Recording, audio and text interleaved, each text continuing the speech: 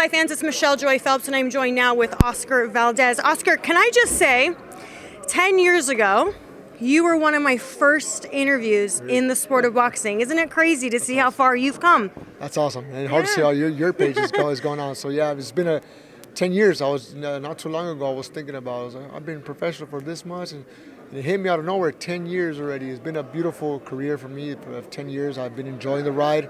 It wasn't a sprint. It was just more of a marathon, and I've been enjoying every moment. So I definitely enjoy the build up to where I am right now. All right, so I have a list of topics I want to run down real quick because I know you got to go, so I'd like to get straight into it if you don't mind.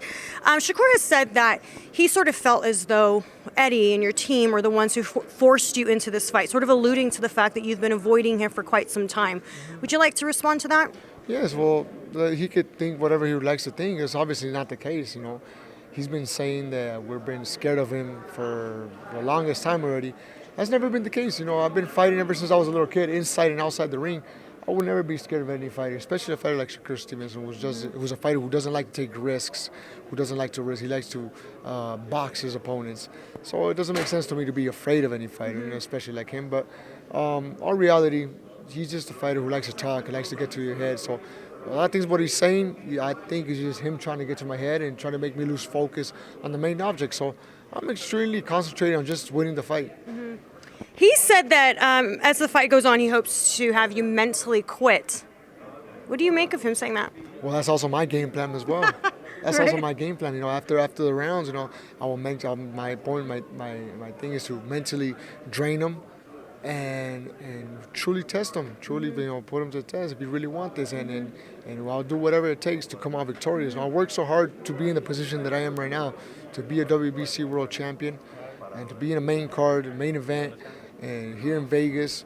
You know, it took me a long time to get here, and I don't plan on just letting it go. So I'm gonna give my best to win, and that's what we work so hard to get.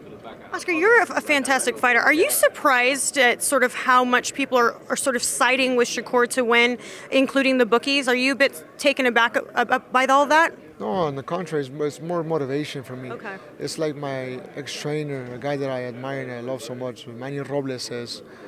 He told me, "You're only as good as your last fight on the public's eye," meaning that my last performance wasn't my best. On the contrary, it was one of my worst performances that I've ever had in my career. And Shakur Stevenson, his last performance was his best.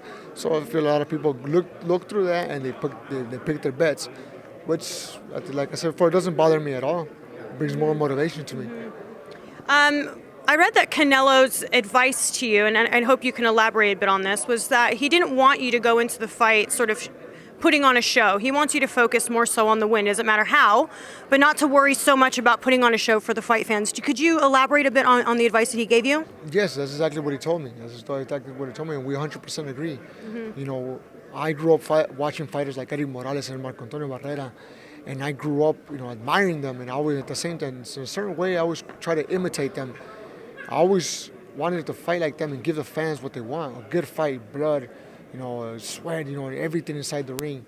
And that's just me trying to inspire new generations the same way they inspired me. Yeah. And, you know, people forget I'm a two-time Olympian. I could also box. I have a great amateur background. But I choose to fight this way because I love fighting this way. I love giving the fans what they want. But I could also box as well. So we all know that. I like giving the fans what they want. So Canelo tells me, this time, for this fight only, maybe don't give the fans what they want. Just win the fight. Right. And that's something that I'm planning to do. If I can give the fans what they want, a good fight, that would be great for me. Right. But the main thing for me for this fight is just to win the fight and just go back home safe, healthy with my family. Right.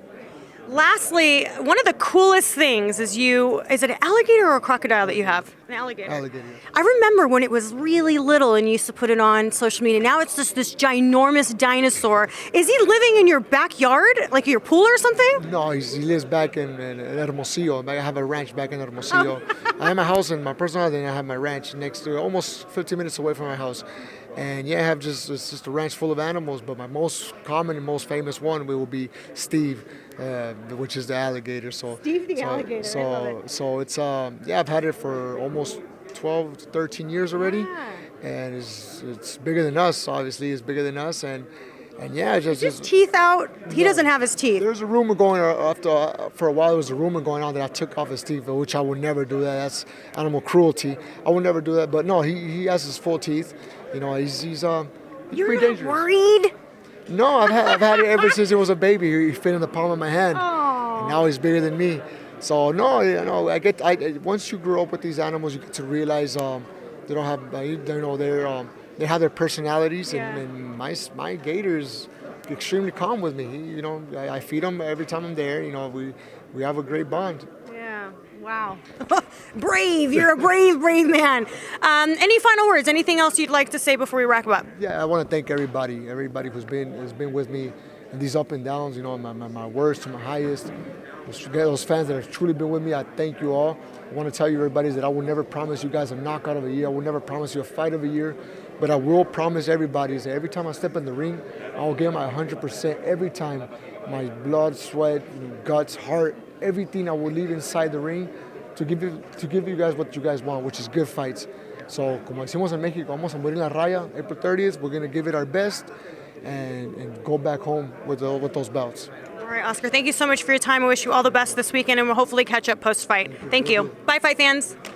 Hey, fight fans, it's Michelle Joy Phelps. Make sure you subscribe to my YouTube channel by clicking this icon right here and hit the bell button below so that you can receive an alert every time we upload a new video.